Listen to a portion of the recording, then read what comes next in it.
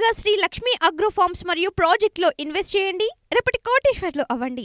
సంప్రదించవలసిన నెంబర్స్.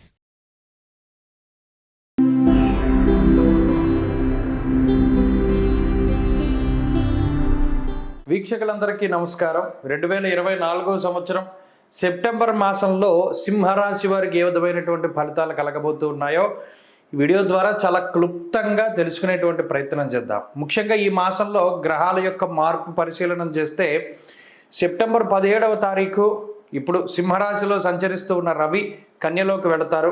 19వ తారీఖు శుక్రుడు తులారాశిలోకి సంచారం ప్రారంభం చేస్తారు.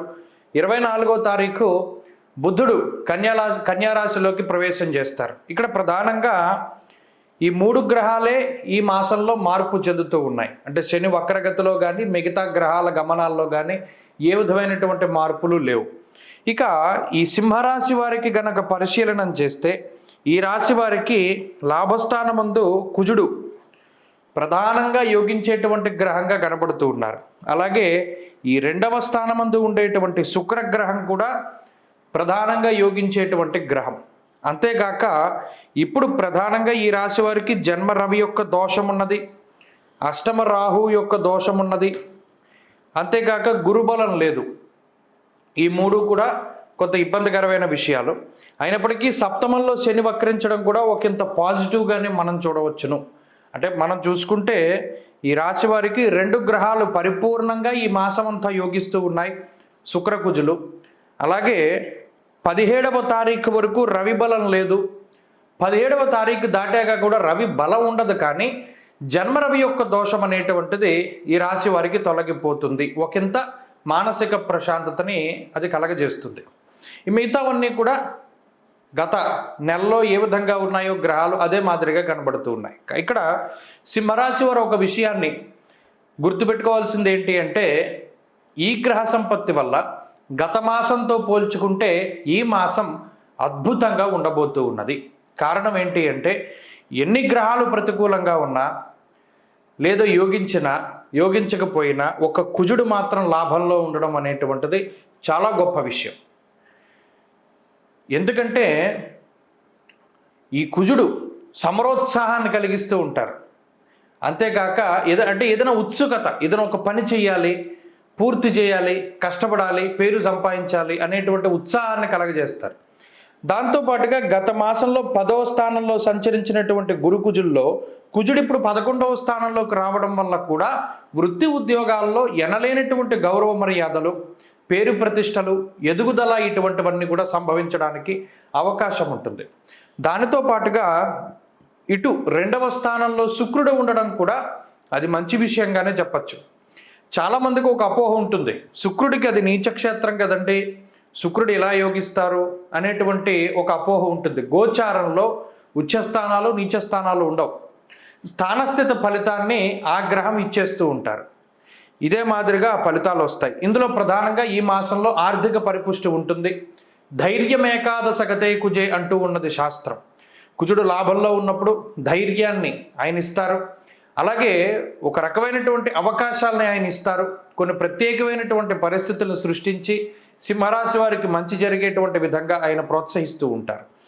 ఇక్కడ మిగతా గ్రహాలు అంటే ఇక్కడ కుజుడు వల్ల వచ్చిన బెనిఫిట్స్ ఏంటంటే ఒకటి వెల్త్, హెల్త్, ఆరోగ్యము, ఐశ్వర్యము రెండు కుజుడిస్తారు. అంటే గత మాసంతో పోల్చుకుంటే ఈ మాసంలో ఆరోగ్యం మెరుగుపడుతుంది. ఏదైనా శస్త్రచికిత్సలు జరిగినా, గత మాసంలో ఏదైనా అనారోగ్య సమస్యలకు ఇబ్బంది పడినా వాటన్నిటి నుండి కూడా త్వరితగతిన రికవరీ అవ్వడానికి కూడా కుజుడు కారణమవుతారు. అలాగే కుజుడు లాభంలో ఉన్నప్పుడు ఏదైనా ఒక అనారోగ్య సమస్య వచ్చినా అది తీవ్రతరం కాకుండా కుజుడు నిరోధించడం, పెద్ద ఏదైనా సమస్య వచ్చేదాన్ని చాలా స్వల్పంగా ఆయన తగ్గించి వేస్తారు. ఇది కుజుడిచ్చేటువంటి మంచి ఫలితంగా ఆర్థిక ఆరోగ్య పరిస్థితులపై ఆయన ప్రభావాన్ని చూపెడతారు. మిగతా గ్రహాల వల్ల సింహరాశి వారికి కొన్ని చిన్న సమస్యలు ఉన్నాయి. దేహాతిచిత్త సంతాప కాలాతిక్రమ భోజనం.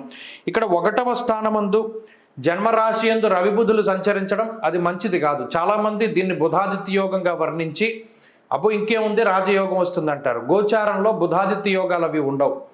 జన్మ రవి కానీ జన్మ బుధుడు కానీ దోషప్రదులు. దీనివల్ల కొంత అతి విశ్వాసం అనేటువంటిది వస్తూ ఉంటుంది. ఓవర్ కాన్ఫిడెన్స్ వల్ల దెబ్బతిండడం, ఎక్కువ శరీరం శ్రమ పడుతూ ఉండడం, మతిమరుపు పెరుగుతూ ఉండడం, కంగారులో ఏదైనా ఒక పని మర్చిపోతూ ఉండడం, కొన్ని ముఖ్యమైనటువంటి పనులు వాయిదా వేసుకోవడం, ఇటువంటివన్నీ కూడా దీనివల్లే జరుగుతాయి. అంతేకాక ఉన్నతాధికారులు కానీ ప్రభుత్వాధికారులు కానీ కొంత మీకు వ్యతిరేకంగా మాట్లాడడానికి, పనిచేయడానికి, న్యాయ వ్యవస్థల్లో కొంత చేదు అనుభవం ఎదురవడానికి వీటన్నిటికీ కూడా ఈ రవి బుధులే కారణం. అందువల్ల 17వ తారీఖు దాటిపోతే రవి 2వ స్థానానికి వచ్చేస్తారు కాబట్టి జన్మరవి దోషం పోతుంది కాబట్టి 17 తర్వాత ఇంకా మెరుగ్గా ఉంటుంది సింహరాశి వారికి. అయితే ఇక్కడ ఇంకొక విషయం, అష్టమ రాహు. ఈ అష్టమ రాహు ఉండేటువంటి స్థితిగతులు కూడా ఈ రాశి వారికి అంత మంచిది కాదు. ఇది కూడా హెల్త్ పరంగానే ఎక్కువ ప్రభావాన్ని చూపెడుతూ ఉంటుంది. దానితో పాటుగా జాగ్రత్తగా ఈ మాసంలో ఉండవలసింది దేని పట్ల అంటే కుక్కల పట్ల. సునకము అంటే 4 కాళ్ళ జంతువు, చతుష్పాద జంతువుల వల్ల ఏదైనా ప్రమాదం వాటిల్లడానికి, విషపూరితమైనటువంటి జంతువుల వల్ల ఏదైనా ఇబ్బందులు వాటిల్లడానికి అవకాశం ఉంటుంది. కాబట్టి సింహరాశి వారు చాలా జాగ్రత్తగా ఉండడం చెప్పదగినటువంటి సూచన. ఇక ఉద్యోగ వ్యాపారాలు చాలా మిశ్రమంగా ఉన్నాయి. ప్రత్యేకించి గత మాసంతో పోల్చుకుంటే మాత్రం చాలా మెరుగ్గా ఉంటాయి. ఎందుకంటే కుజుడి యొక్క అనుకూలత ఉంది కాబట్టి అభివృద్ధిలోనే ఉన్నట్టు గత మాసంతో పోల్చుకుంటే. ఆరోగ్యం బాగుంది. ఈ రవి కానీ రాహువు కానీ చెడు ఫలితాలు ఇస్తూ ఉంటారు, అయినప్పటికీ కుజుడు దాని నుండి కాపాడుతూ ఉంటారు. ఇక్కడ మిశ్రమమైనటువంటి వాతావరణం ఉన్నది. కానీ 17వ తారీఖు దాటిపోతే ఈ రవి యొక్క దోషం కూడా తొలగిపోతుంది కాబట్టి అన్నీ కూడా సర్దుకోవడానికి అవకాశం ఉంటుంది. కాబట్టి సింహరాశి వారికి చెప్పొచ్చేది ఏంటంటే, కుజుడు బలంగా ఉన్నంత వరకు సమస్యలు వచ్చినా భయపడాల్సిన పని లేదు, వస్తాయి, వాటంతటవే తగ్గుముఖం పడతాయి. కాబట్టి ఈ బలాన్ని పెంపొందించుకోవడానికి ఈ మాసంలో మరింత అనుకూలమైనటువంటి ఫలితాలను సాధించడానికి ఎక్కువగా సూర్యుడి యొక్క ఆరాధనే చేయాలి. రాస్యాధిపతి రవి కాబట్టి రవి ఆరాధన చేయండి. ఆదిత్య హృదయ స్తోత్ర పారాయణం చేయండి. ఆదివారం నాడు, సోమవారం నాడు, లేదా ప్రత్యేకించి సోమవారం రోజునే తెల్ల జిల్లేడు పువ్వుల్ని ఒక మాలగా చేసి శివాలయానికి వెళ్ళి శివుడికి సమర్పణం చేసి ప్రదోష కాలంలో నంది దగ్గర దీపం పెట్టండి.